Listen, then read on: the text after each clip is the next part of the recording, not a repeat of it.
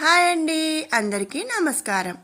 మరి ధనుర్మాసం మొదలు కాబోతుంది కదండి. 2024వ సంవత్సరం డిసెంబర్ 16 నుంచి ధనుర్మాసం ప్రారంభమవుతుంది. ఇక ధనుర్మాసం అనగానే మనకి గుర్తు వచ్చే వాటిల్లో ఈ ధనుర్మాస వ్రతం తిరుప్పావై అనేది ఒకటి. మరి మనం ఇప్పుడు ఈ వీడియోలో ధనుర్మాస వ్రతం తిరుప్పావై గురించి తెలుసుకుందాము. ఈ వీడియోని స్కిప్ చేయకుండా ఆఖరి వరకు కూడా చూడండి.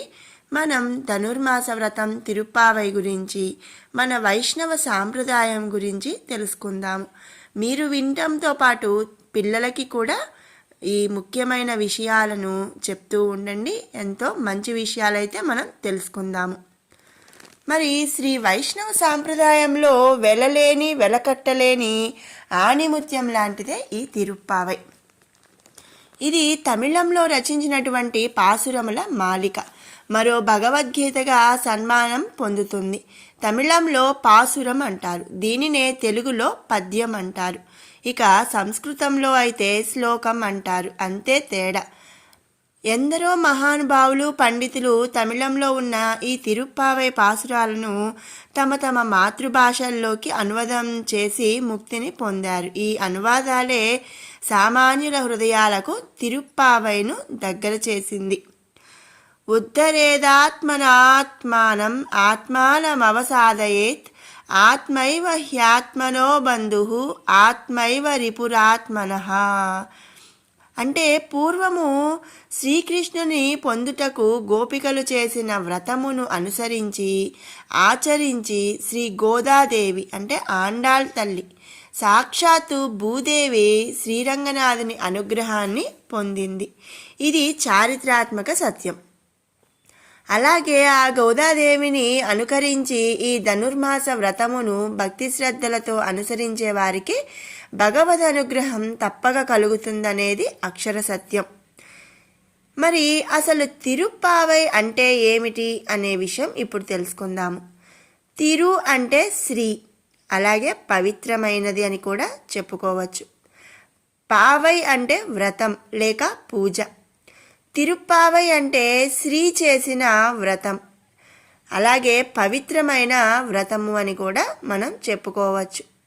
శ్రీ అంటే లక్ష్మి, లక్ష్మి అంటే సంపద.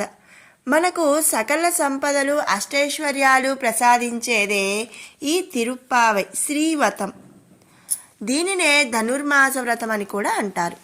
మరి ఈ ధనుర్మాసం డిసెంబర్ మధ్యలో అంటే డిసెంబర్ 16వ తారీఖు సూర్యుడు ధనుర్రాశిలో ప్రవేశించినప్పటి నుంచి జనవరి నెలలో మకర రాశిలో ప్రవేశించే వరకు కూడా గల సమయాన్ని ధనుర్మాసం అంటారు. అలాగే మృగశిర నక్షత్రంతో కూడిన పౌర్ణమి అయితే దాన్ని మార్గశిర మాసం అని అంటారు. ఈ మార్గశిర మాసము ఎంత గొప్పదో మనం వేరేగా చెప్పక్కర్లేదు. ఎందుకంటే ఆ శ్రీకృష్ణ పరమాత్మే స్వయంగా చెప్పాడు భగవద్గీతలో. ఏమని అంటే, మీరు ఏమీ కష్టపడనక్కర్లేదు, ఈ మాసంలో అంటే అన్ని మాసాల్లో కల్లా మార్గశిర మాసం తనే అని చెప్పి భగవద్గీతలో శ్రీకృష్ణ పరమాత్మ చెప్పాడు. ఇక కేవలం ఈ 30 పాసురాలను అనుసంధానం చేస్తే చాలు తిరుప్పావై మనం శ్రీకృష్ణ పరమాత్మను సేవించినట్టే. 30 తప్పామే, కేవలం 30 పాసవరముల క్రమం తప్పకుండా అనుసంధానం చేస్తే చాలు. చూడండి, పడే కష్టమంతా తాను పడి మనకు సులభమైన మార్గం చెప్పింది ఆండాళ్ తల్లి.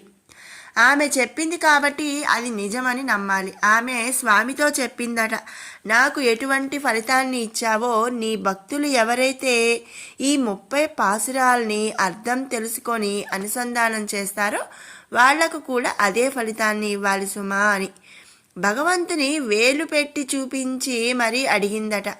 అయితే మనం ఈ వ్రతం ఏ సమయంలో చేయాలి అని అనుమానం రావచ్చు. బ్రహ్మ ముహూర్తంలో చేయాలి అని చెప్పి చెప్తారు. అంటే తెల్లవారుజామున 3:30-4 గంటల కాలాన్ని బ్రహ్మ ముహూర్తం అని అంటారు. సూర్యోదయానికి 96 నిమిషాల ముందనమాట. ఈ సమయమే మనలో సత్వగుణాన్ని కలగచేసే సమయం. ఇదే తిరుప్పావై ఆచరించే సమయం.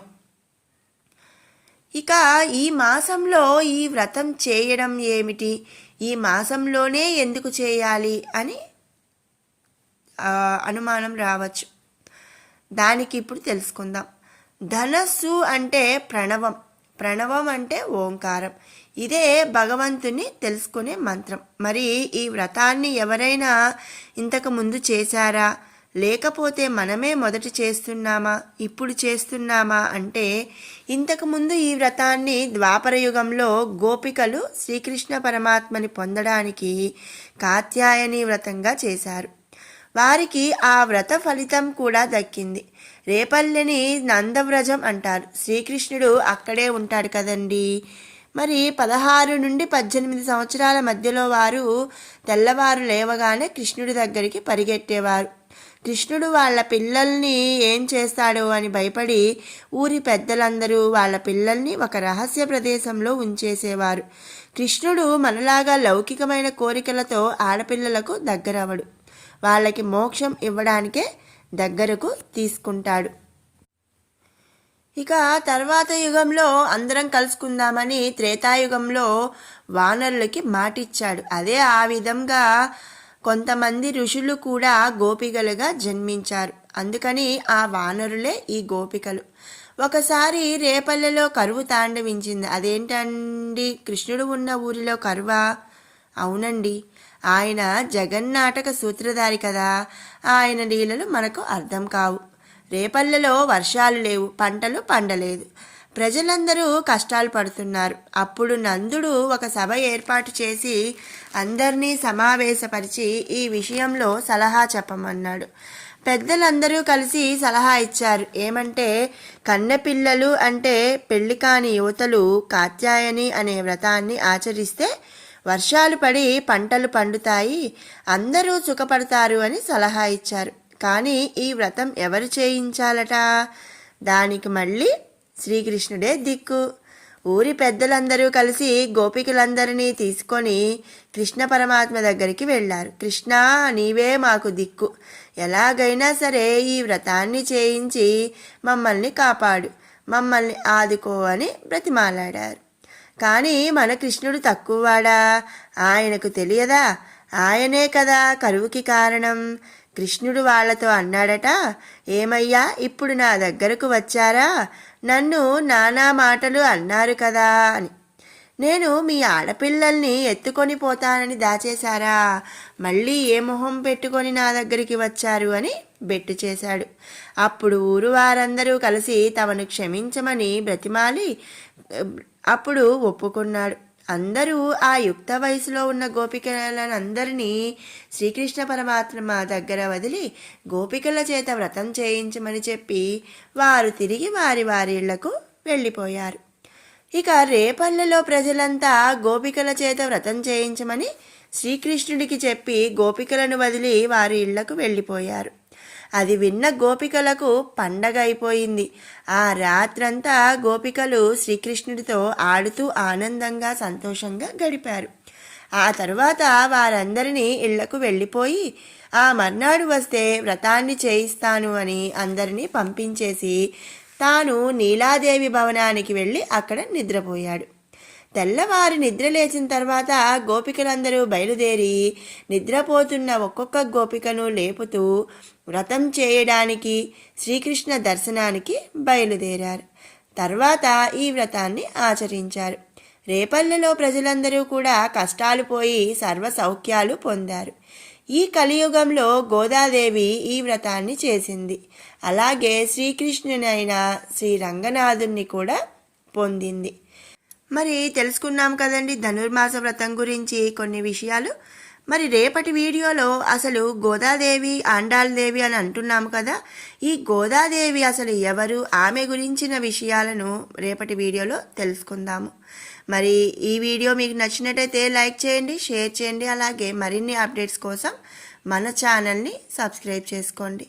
Thanks for watching.